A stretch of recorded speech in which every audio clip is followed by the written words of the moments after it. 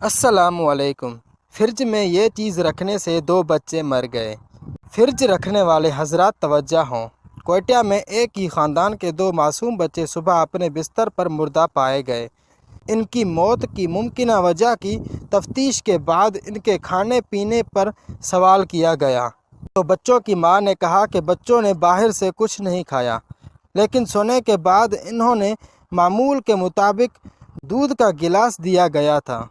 جب فرج میں رکھے دودھ کے برتن کا معائنہ کیا گیا تو پتہ چلا کہ 3-4 انچ کا زہریلے سانپ کا بچہ برتن میں نیچے مردہ پڑا ہوا تھا۔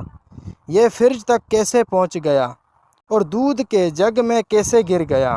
گھر والوں کو یاد آیا کہ وہ سبزی منڈی سے پالک لائے تھے اور پالک کا بنڈل کھولے بغیر فرج میں رکھ دیا تھا۔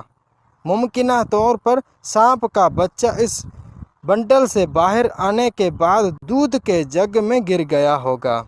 بچوں کی موت کی وجہ واضح ہو گئی، مگر خاندان نے اپنے 2 بچوں کو کھو دیا۔ لہٰذا ہمیں فرج میں کچھ بھی رکھتے ہوئے پتوں والی سبزیاں اور فرج میں ڈھانپنے والی چیزوں کا خاص خیال رکھنا چاہیے۔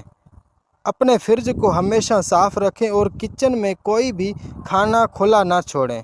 اس حادثے سے سبق لیں اور اس پیغام کو صرف سننے تک محدود نہ رکھیں، بلکہ اس کو شیئر کریں کہ انسانیت کی خدمت میں اپنا بھی چھوٹا سا حصہ ڈالیں۔ یہ تھی آج کی ویڈیو، تو انشاءاللہ اگلی ویڈیو پہ ملاقات ہوگی۔ تب تک کے لیے اپنا خیال رکھیے گا۔ اللہ حافظ۔